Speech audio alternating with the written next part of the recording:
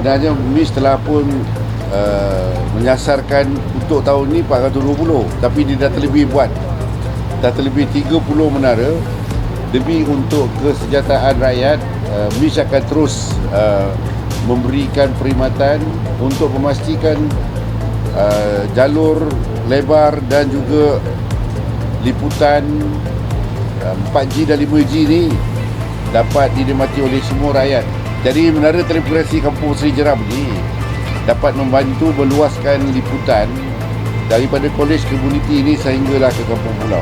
Jadi kawasan liputan ini telah memberikan satu perkhidmatan telekomunikasi mobile yang menampakkan bahawa Kerajaan Negeri Melaka amat prihatin tentang kehidupan rakyat yang telah beralih kepada dunia serba digital ini.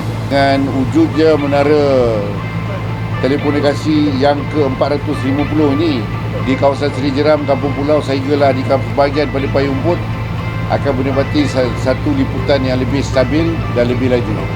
Liputan 4G, 5G akan lebih baik lagi.